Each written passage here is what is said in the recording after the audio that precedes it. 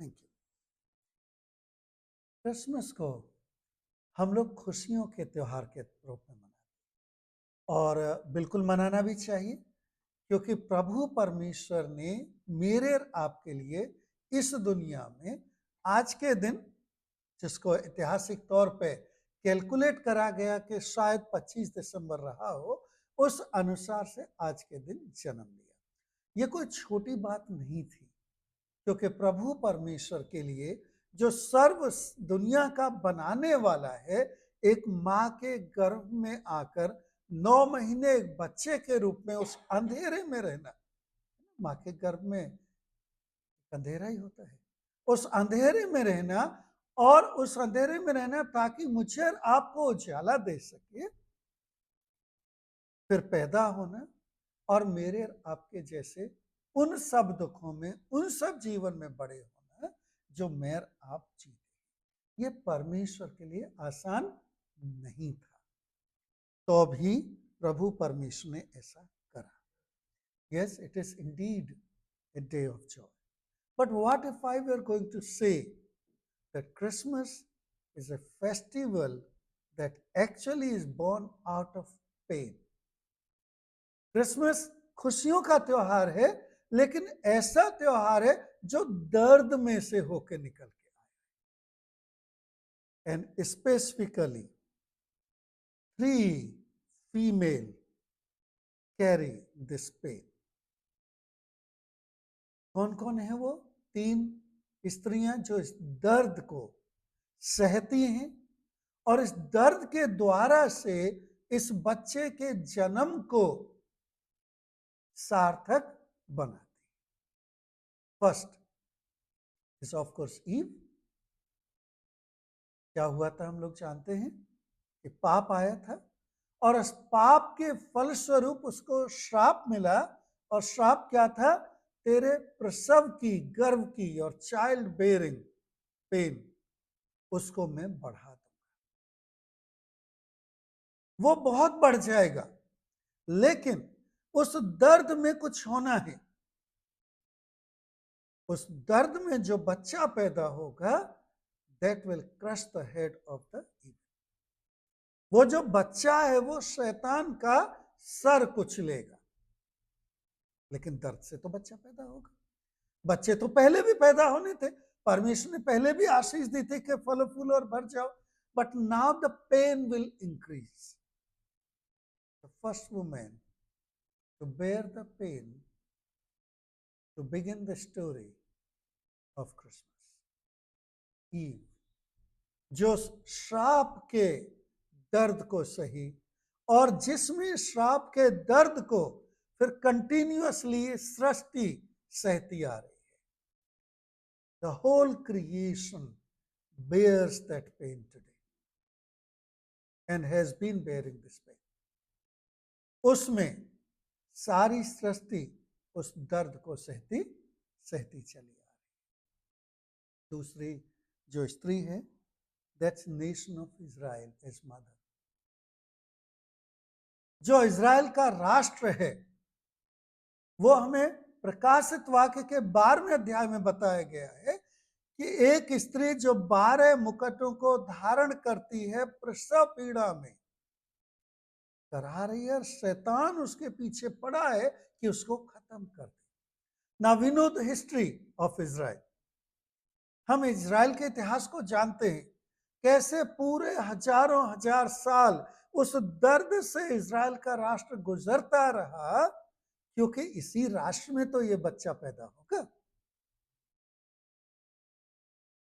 They bore the birth pains for several centuries, because finally through them this child will be born. And third woman that suffers this pain is Mary, that we will talk today, and we will understand her pain and how it relates to us. Maryam, एक कुंवारी स्त्री को गर्भ धारण करना, गर्भ धारण करना अपने आप में एक बहुत दर्द का काम होता है। लेकिन एक कुंवारी के लिए गर्भवती होना और भी ज्यादा दर्द का, उसको सारे दुख से गुजरना। Christmas is born out of pain. Indeed, it is a festival of joy,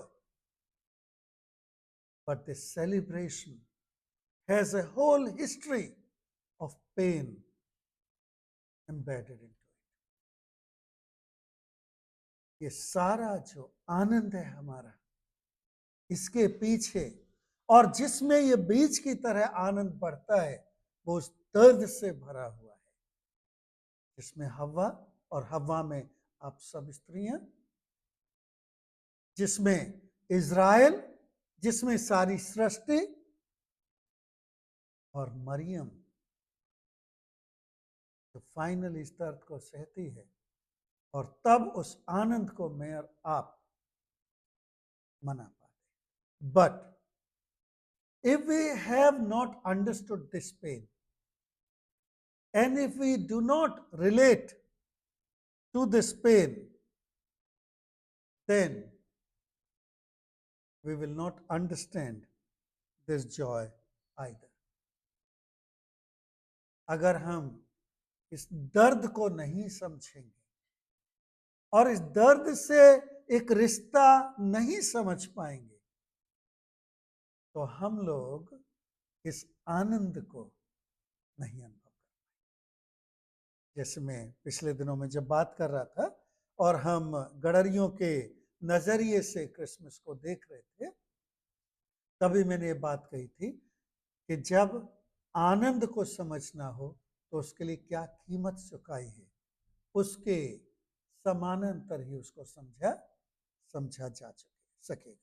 now let's look at the story of Mariam first. Mariam की स्टोरी को देखते हैं, फिर अपने साथ उसको रिलेट करते हुए चलते हैं। सो मरियम की कहानी हमने पढ़ी लूका रचित सुसमाचार में। एक कुंवारी लड़की है, स्वर्गदूत आता है और स्वर्गदूत आके उसको गुड न्यूज देता है, और हम 28वीं आयत में उस गुड न्यूज को देखते हैं। और क्या लिखा है वहां, अगर आप देखेंगे तो वो स्वर्गदूत उसके पास आया और उसको कहा कि तुझे नमस्कार, you are the favoured one, blessed one, तो धन्य है और प्रभु तेरे साथ है। अचानक से ये क्या हो रहा है, कैसे? आप थोड़ा अपने बारे में सोचिए और तब इस कहानी को फिर आप अपने साथ रिलेट कर पाएंगे।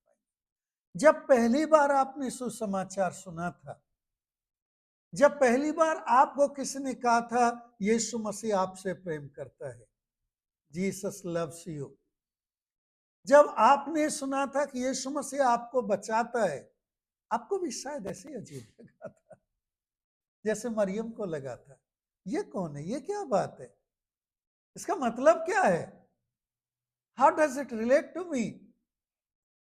हाँ ठीक है सर, मुझसे क्या मतलब है? And then questions come, reactions come. 29 आयत में मरियम क्या है वहां, उसके बारे में क्या लिखा? She was greatly troubled at the saying, घबरा गई, वो परेशान हो गई। चाहे वो मैं हूं चाहे आप हैं, when we encounter gospel, isn't that true with all of us? हम सबके अंदर उहापोह की स्थिति हो जाती है। We all go through that struggle in our life, क्यों, क्या करना, क्या है मुझे इसका, ये कौन है? और तब उसको फिर उत्तर मिलता है। क्या उत्तर मिलता है आगे? The angel said to her, do not be afraid, Mary, for you have found favor with God. डरो मत, ये तुम्हारे भले के लिए है, तुम्हें चुन लिया गया है, तुम चुने गए हो ना। आसान नहीं होता इन चीजों को समझना, क्योंकि अचानक से हमारी जिंदगी में अनइनवाइटेड चीजें होती, क्योंकि जिसके लिए हमने उम्मीद नहीं करी है, जिनको हमने प्लान नहीं करा, जिनको हमने पूछा नहीं है, बताया नहीं है। मरियम हानि किस स्थिति में बैठी थी बेचारी, क्या सोच के बैठी होगी, शायद कुछ काम कर रही होगी, शायद जिंदगी की किसी अब स्ट्रगल में अपने विचारों में खोई हुई थी और अचानक से ये सब, भाई ये सब क्या है, मैं करूं क्या इसका? ठीक है, फेवर्ड हो गया, मान लिया, धन्य हो गया, ये सब किस लिए है? वाई? और मैं और आप भी, when we are encountered with this truth, go through roughly the same thing. तब मरियम को क्या कहता है स्वर्गदूत? And behold, you will conceive in your womb and bear a son, and you shall call his name. धन्य हो तुम, सुनो, तुम गर्भवती होगी, तुम्हारे एक पुत्र उत्पन्न होगा। हमसे भी जब कहा जाता है यीशु मसीह आपकी आत्मा में आएगा, आपके जीवन में आएगा, आपके अंदर रहेगा, basically same kind of story. ओ भाई ये सब क्या है? We become pregnant with the word. परमेश्वर का जो वचन है वो हमारे अंदर जब आता है, then we conceive it actually. अब ये हमारे जीवन को बदलना शुरू करेगा। Complete change was going to come into life of Mary. And complete change begins to happen in your and my life. मेरे और आपके जीवन में वो बदलाव आना शुरू होगा, क्योंकि जब कंसेप्शन होता है, जब प्रेगनेंसी होती है, तो जो मदर्स हैं वो जानती हैं उनका जीवन हमेशा के लिए बदल जाता है। अब वो कभी भी पहले जैसे रह ही नहीं सकती, पहले जैसी हो ही नहीं सकती किसी भी उसमें। Same thing goes with the believer. वो सेम चीज होती है उनके लिए जो प्रभु यीशु मसीह का नाम सुन के उसको अपने अंदर लेते हैं। जैसे कभी कभी हम कहते हैं में नाम धारण कर लिया या नाम ले लिया। जब नाम धारण हो जाए, जब नाम ले लिया जाए, वो आपके वजूद में जैसे एक माँ के पेट में बच्चा पलने लगता है, वैसे हमारी आत्मा में हो जाता है। फिर कभी एक जैसे पहले जैसे रह ही नहीं सकते हम। We can never remain the same. Our life will never return to the same stage ever. वो बिल्कुल बदलती चली जाएगी और हमेशा हमेशा के लिए बदलती रहेगी जब ऐसा होगा। फिर तब उसके बाद क्या होता है? जब ऐसा होता है तो हमें किसी के सहारे की जरूरत है। हमें किसी के, क्योंकि अकेले मुश्किल होता है ये सब सहना, मुश्किल होता है ये सब करना, आसान नहीं है ये सब। और मरियम के लिए भी नहीं था। और प्रभु परमेश्वर ने क्या कहा फिर? जा, तेरी कुटुंबनी एलिशिबाब को भी पुत्र होने वाला है। As we look into this story, and same thing God does for us. He provides us witnesses, fellowship and testimony. परमेश्वर हमारे लिए गवाह, साथी, समाज उत्पन्न करता है ताकि हम उस समाज के साथ खड़े हो सकें, उस गवाह के साथ। और मरियम जाती है और फिर एलिशिबा को मिलती है, and there is a instant connection between two of them. और क्या कनेक्शन होता है? एलिशिबा के पेट में जो बच्चा है वो उछलता है, ग्रीटिंग्स स्वीकार करता है और ग्रीटिंग्स देता है। Same thing happens to you and to me, जो मरियम को हो रहा था। And then comes that full acceptance. तब मरियम क्या कहती है? I am the servant of the Lord. Let it be done according to His will. And the joy completes. तब आनंद पूरा होने की स्थिति में पहुंच लेता है। मैं प्रभु की दासी हूं और मुझे परमेश्वर की इच्छा के अनुसार अनुसार। That's the story of Christmas to Mary and to you and to me. मेरे लिए भी, मरियम के लिए भी, आप सबके लिए अलग अलग तरीके से प्रभु परमेश्वर के जन्म को हमने अपने अपने जिंदगी में स्वीकारा है। मरियम ने फिजिकली एक मां के तौर पर गर्भ धारण करके, मैंने आपने आत्मिक रीति से उसको अपनी आत्मा में, अपने वजूद में, अपने अंदर स्वीकार कर। यह हुआ क्यों? Why do we need it? चाहे वो मरियम हो, चाहे हवा हो, चाहे इज़राइल का राष्ट्र हो या मेयर आप हो। ये सब हुआ किस लिए है और क्यों, इसकी एक एंटायर स्टोरी किस संदर्भ में है, क्या है। हम जानते हैं कि हमने सबने पाप करा है और वो पाप जो आदम और हव्वा में हमें स्वीकार्य हुआ और हमारे जीवन में चला, जिसके कारण से मेयर आप परमेश्वर की महिमा से अलग हो गए और जिसके कारण से दुनिया श्राप के अधीन हो गई, उसके रिडेम्पशन के लिए, उसे बाहर निकालने के लिए, तो श्राप से हमें छुटकारा देने के लिए प्रभु यीशु मसीह हमारे बीच में पैदा हुआ, ताकि मैं आप परमेश्वर के साथ अपनी संगति को दोबारा पा सकें और उस जीवन का दान पा सकें जो अनंत के लिए है। इस जीवन के बाद उस आशा को पा सकें कि हम स्वर्ग में परमेश्वर के साथ रहेंगे। मैं कोरोना के बारे में सोच रहा था, वैसे जनरली दूसरी चीजें भी दुनिया में बहुत हुई हैं उस तरह की। जब कोरोना आया था, मैं सोचता हूँ बहुत बहुत लंबे समय में एक ऐसी चीज हुई थी जिसने सारी दुनिया को एक साथ अफेक्ट किया। In fact the only event I can imagine is the Noah's flood. Noah की जो फ्लड थी, उसके बाद ये एक ऐसा इवेंट था जिसने पूरे दुनिया को अपने ग्रिप में ले लिया था। बीच में प्लेग्स आई थी, लेकिन वो प्लेग जो थी क्वाइट लार्ज वर्ल्ड को उन्होंने कवर करा था, but still not the entire world. पूरे दुनिया को फिर भी कवर नहीं करा था।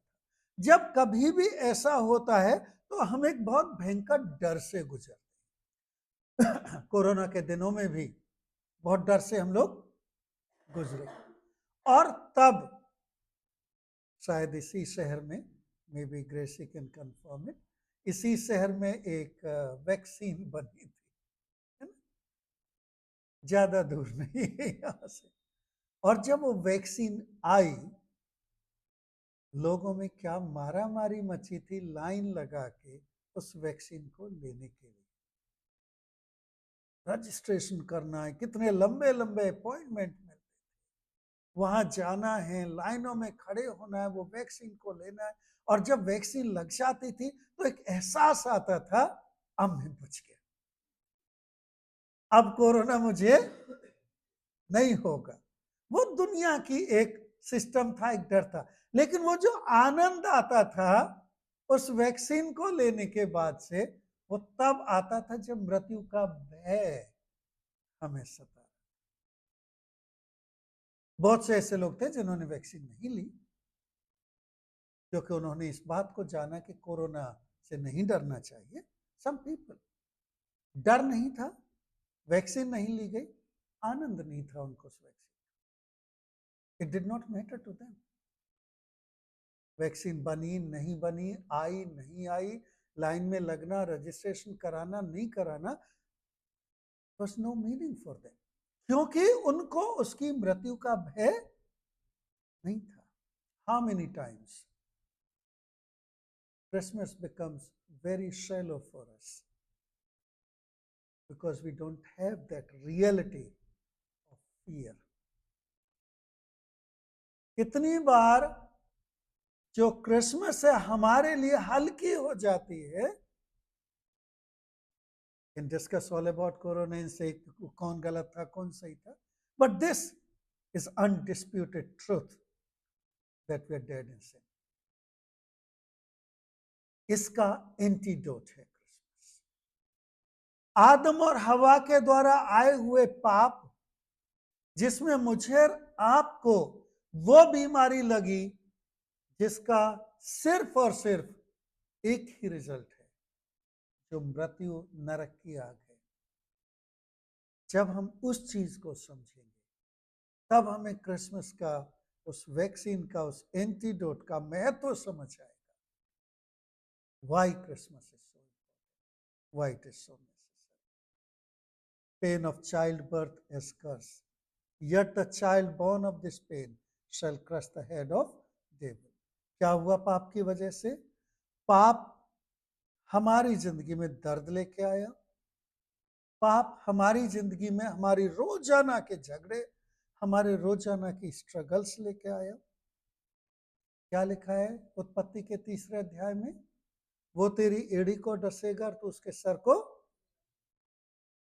Every day the struggle continues, क्योंकि पाप अभी पूरी तरह से दूर, चाहे हमारे परिवार हो, चाहे हमारे काम की जगह हो, हर स्थिति में हमारी दुनिया में हमारे चारों तरफ पाप हमें काटता रहता है और हम कोशिश करते रहते हैं उससे स्ट्रगल में, और जीत नहीं पाते हैं, उस दर्द में बाहर नहीं निकल पाते।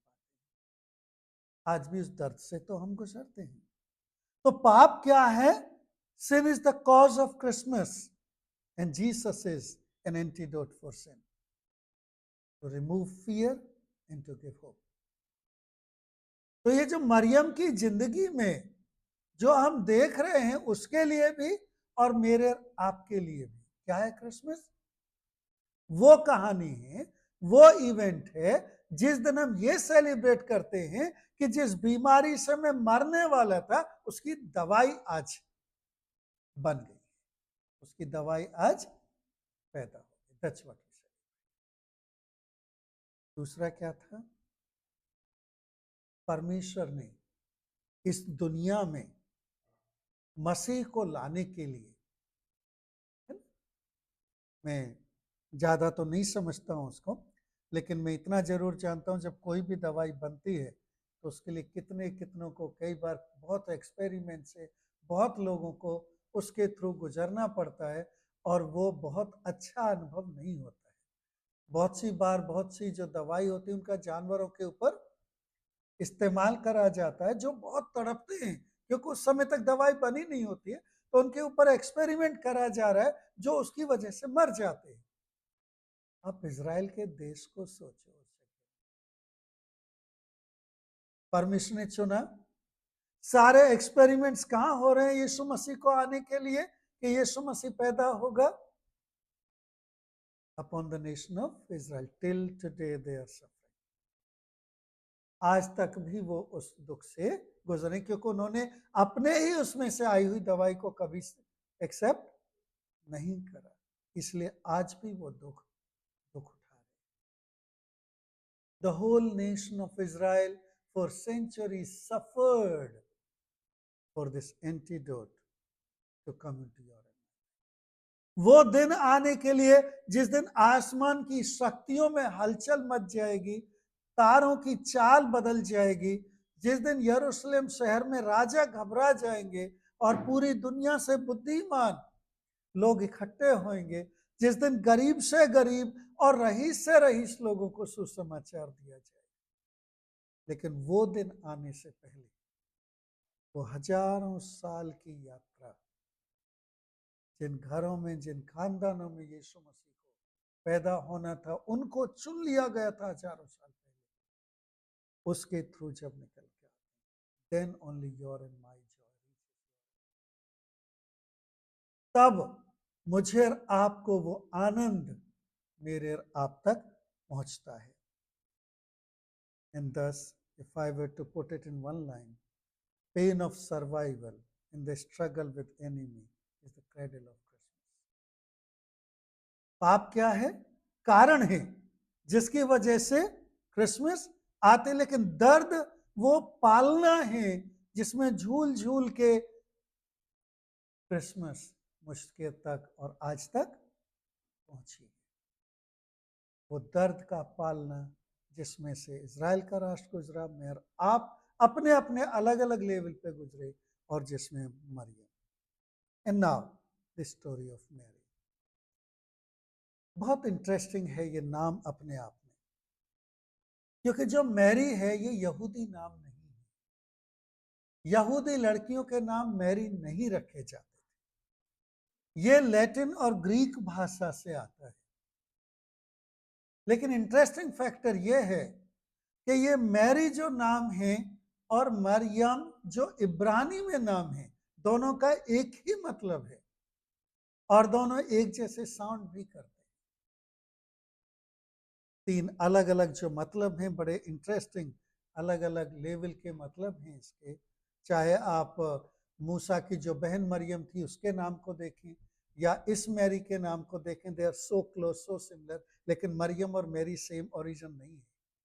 मरियम इब्रानी ओरिजिन है और मैरी ग्रीक और लैटिन ओरिजिन है। और एक तीसरा जो नाम है जो और इसमें जुड़ता है वो नाओमी का नाम है। नाओमी जब लौट के आती है, जब उसका पूरा खानदान खत्म हो जाता है और सिर्फ अपनी बहू के साथ लौट के आ रही होती है, तब लोग उसे नाओमी कहते हैं। नाओमी जो उसका नाम था जिसका मतलब सुंदर है, और उसने कहा मुझे नाओमी मत बुलाओ, मुझे क्या बुलाओ, मारा, which is very close pronunciation to Mary. और उसका मतलब और बाकी मैरी और मरियम का तीनों का एक जैसा है। क्या है वो? अगर इसके सारे मतलबों को देखा जाए तो एक मतलब है सागर में बूंद की तरह। Interesting, isn't it? एक वो बूंद जिसका सागर में अस्तित्व अलग से नहीं होता है। दूसरा मतलब है बिलवर्ड, जो स्वर्गदूत ने कहा, favoured one, beloved, good one. और तीसरा जो जनरली लिटरल मीनिंग है, हर जगह जो माना जाता है, दैट इज बिटरनेस, दुखी, दर्द से गुजरती। ना, तीनों ही मतलबों को हम देख सकते हैं, लेकिन जो दर्द का रिश्ता है वो यहाँ इस मरियम की जिंदगी में हमें ज्यादा ज्यादा दिखाई देता है। एक और हम क्यों इस नतीजे पे पहुंचते हैं, अगर आप निर्गमन की किताब एक्सोडस चैप्टर 15 में, इन नंबर्स चैप्टर 33 में देखेंगे तो वहां आपको ये वर्ड का इस्तेमाल दिखाई देगा। क्या था? ये पानी कड़वा है। एंड सो उस जगह का नाम क्या रखा गया? मारा, वाटर्स ऑफ मारा, कड़वे। मैरी, मारा, मरियम, मार्था, ये सब एक ही नाम के अलग अलग स्वरूप है। कितना कड़वा रहा होगा उसका जीवन कि जो उसका नाम ही मरियम है। डेफिनेटली मरियम उसका बर्थ नेम नहीं हो सकता, क्योंकि कोई भी इब्रानी परिवार अपने बच्चे का नाम ग्रीक या लैटिन में नहीं रखेगा। तो बाद में उसको दिया गया है। क्यों दिया गया? कुछ लोगों का कहना है शायद इसके माँ बाप नहीं थे, शी वाज ऑर्फन प्रोबेबली, क्योंकि कहीं भी किसी भी इतिहास में किसी भी राइटिंग में मरियम के परिवार के बारे में नहीं पढ़ते। सिर्फ ये पढ़ते हैं कि यूसुफ के साथ उसकी मंगनी हो रखी थी। प्रोबेबली शी सफर्ड, क्योंकि जो उस समय रूल कर रहे थे वो रोमी लोग थे, और रोमी लोग यहूदियों के लिए बहुत अच्छे लोग नहीं थे। शायद बहुत दुख से, तकलीफ से होके गुजरी, और इसलिए किसी ने कह दिया होगा दुखी लड़की, और वही उसका नाम हो गया। हाँ, इतना जरूर हमें पता चलता है कि उस समय, जिस समय यीशु मसीह पैदा हुआ था, मरियम काफी कॉमन नाम था, काफी कॉमन नाम था। शायद जो भी दुखी परेशान लड़कियां होती थी उनको लोग ऐसे मरियम बुला देते थे। All that pain she bore, and yet what is her response?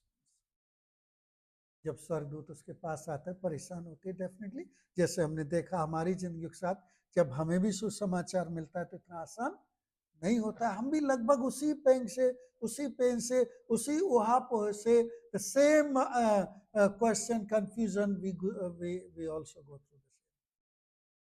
क्यों भाई मेरे साथ, क्यों मुझे, क्यों बताया जा रहा है, क्या है? बट फाइनली क्या कहती है वो? Let it be. दूसरी बात क्या देखते हैं हम उसकी जिंदगी में? परमेश्वर ने उसको चुना ताकि प्रभु परमेश्वर इस दुनिया में स्वयं उन सारी चीजों से गुजर सके जिनसे मैं आप गुजरते हैं। God chose a human mother. God chose that painful beginning for Jesus to come so he would know and experience everything that you and I go through.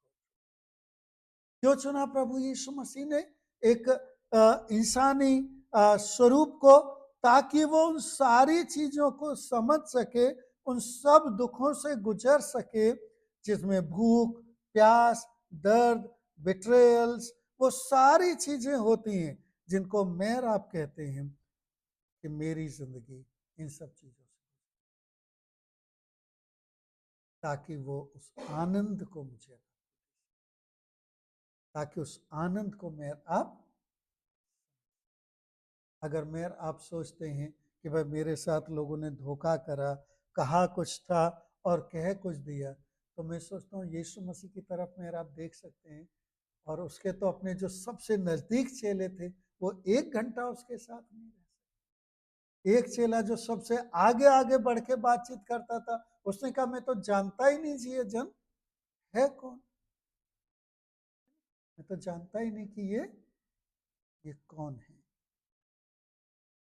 परमेश्वर ने फिर ये सुसमाचार, गुड न्यूज मेरे और आपके लिए बांटा, ताकि मुझ तक और आप तक पहुंच सके। और किस किस के द्वारा से? सबसे गरीब लोगों के द्वारा से, जो हमने शुरू में देखा, राजाओं के द्वारा से, बुद्धिमान लोगों के द्वारा से। देखिए, चाहे किसी ने माना या किसी ने नहीं माना, न्यूज सबके पास पहुंची। हेरोदेस राजा के पास खबर पहुंची, बच्चा पैदा हुआ है, उसने विश्वास करा कि पैदा हुआ है, तभी तो इतने बच्चों को मरवा दिया उसने। ही रियली बिलीव्ड, क्योंकि अगर उसने विश्वास नहीं करा होता, if he did not believe, why should he get so many children killed? He really believed, but did not accept.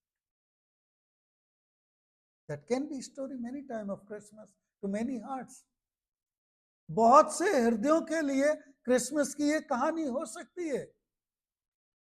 मानते हैं, पता है ये सच है, लेकिन उसको अपने जीवन में नहीं आने दें। उन शास्त्री फरीसियों की तरह, जिन्हें सब ज्ञान था, सब पढ़ा था उन्होंने, लेकिन 10 किलोमीटर की यात्रा करने के लिए उनके पास टाइम नहीं था।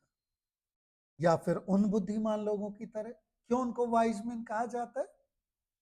वाइज मैन तो शास्त्री और फरीसी भी थे, because they made the wise decision, क्योंकि उन्होंने बुद्धिमता का निर्णय लिया।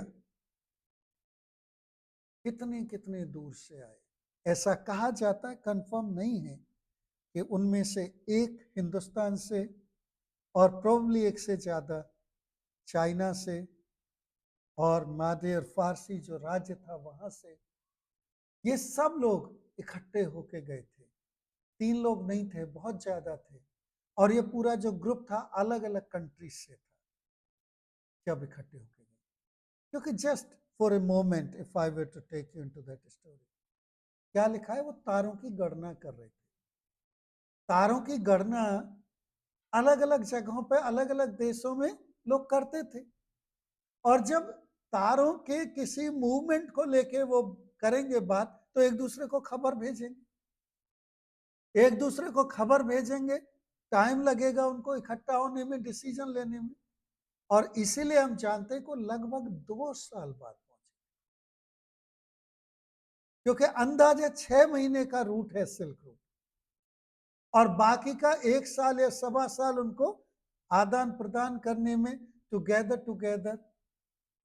हमें कैसे पता है कुछ कुछ चीजों के बारे में? लद्दाख में एक किताब है जहां लिखा गया कि वहां के जो जन थे, उन्होंने यीशु मसीह से बातचीत करी ना। वहां वो उसको इंटरप्रेट करते हैं कि जी यीशु मसीह वहां आया था, लेकिन वहां ऐसा नहीं लिखा है कि वहां आया था। उन्होंने खाली दे एनकाउंटर, दे टॉक।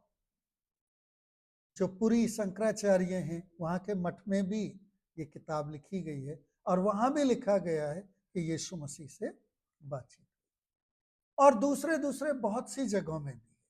कश्मीर में एक घाटी है जिसका नाम यीशु मसीह की घाटी है, जो बहुत पुरानी है, उसको युजमर्ग कहते हैं। युजमर्ग का मतलब यीशु मसीह की घाटी होता है। तो उनका कहना यह कि जी यीशु मसीह वहां से गुजरा, लेकिन हम इस बात को समझते कि जो बुद्धिमान गए थे, ये लोग भी तो लौट के आए थे। अब ये लौट के आएंगे तो क्या अपनी जमीन का नाम उसके नाम पर नहीं रखेंगे?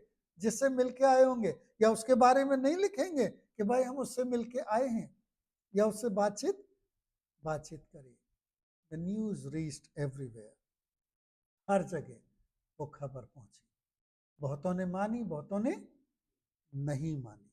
What is the story today for you and आज मेरे और आपके लिए क्रिसमस क्या है?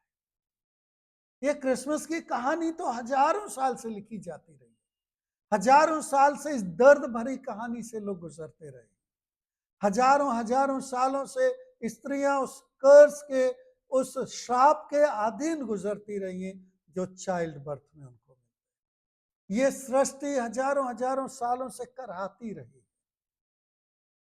ये पाप आया है, चल रहा है, इसको मैं अब झुठला नहीं। लेकिन इसका जो इलाज है, इसकी जो वैक्सीन है, उसको कितने लोग लेते हैं, उस पर कितने लोग, उसका आनंद कितने लोग मना पाते हैं? आप और मैं, let's think today, how did it reach you? सबसे पहले अगर मुझे आपको अपनी स्टोरी लिखनी हो, या अपनी स्टोरी लिखनी हो कि प्रभु परमेश्वर मेरी जिंदगी में कैसे आया, तो कैसे पहुंचा आप तक? कोई तो होगा जिसने सुसमाचार सुनाया होगा, कोई तो सवाल आपके भी रहे होंगे, कोई चेंज, बदलाव आपकी जिंदगी में आया होगा, कुछ दुख आपने भी उठाया होगा, कुछ कीमत आपने भी चुकाई होगी, कुछ निर्णय लेते वक्त आपको भी लगा होगा शायद इस निर्णय के बाद मेरी जिंदगी नहीं बचेगी, और फिर भी आपने कहा होगा प्रभु परमेश्वर तेरा दास हूं मैं, तेरी दासी हूं, तेरी इच्छा पूरी हो, let your will be done. तब आप उस आनंद को समझ सकते हैं, तब आप उस आनंद का एहसास कर सकते हैं जो उस सब के बाद आपको मिला होगा। वो एश्योरेंस जिसमें आप कह सकते हैं नाउ आई नो, अब मैं जानता हूं कि मैं परमेश्वर को जानता हूं, मैं स्वर्ग जा रहा हूं। अब मैं जानता हूं कि दुनिया से जिस दिन भी मेरा बुलावा आएगा, उसके बाद I will have my eternal, अनंत जीवन मेरा है। और जब तक इस दुनिया में हूं, तब तक प्रभु परमेश्वर मेरे अंदर, मेरे जीवन में, मेरे जीवन को लेके बदलते हुए चल रहा है। क्योंकि अगर यह आपके जीवन में हुआ है, तो आपका जीवन पहले जैसा कभी नहीं हो सकता। It has to change and it must change.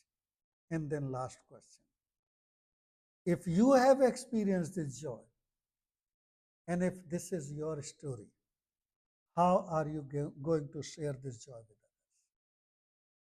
अगर ये आपके जीवन की कहानी है और आपने इसको अनुभव करा है, इस आनंद को समझा है, और तब आप इस आनंद की कहानी को, इस आनंद के अनुभव को किसके साथ? Somebody is there who is waiting for this story to be heard. कोई है ना? मरियम एलिशिबा के पास गई, नेचुरल बॉन्डिंग, जाते ही दोनों के पेट में जो बच्चे थे, ग्रीटिंग्स, एक दूसरे को आदान प्रदान करे। द गॉस्पल वाज फ्लोइंग, है ना? गडरिए जब वहां से गए, बताते गए, वाइज पीपल यरूशलेम में बताया, और फिर बैतलहम के बाद लौटते हुए बताते गए। कोई भी इसको इग्नोर नहीं कर सकता, या तो इसके खिलाफ जाएंगे, जैसे हेरोदेस ने बच्चे मरवा दिए, yes he believed but went against it. ये शास्त्री और फरीसी, yes they believed in their book but they went against it. आप किस साइड? ये कहानी आपकी और मेरी है, और इस कहानी को आप किसके साथ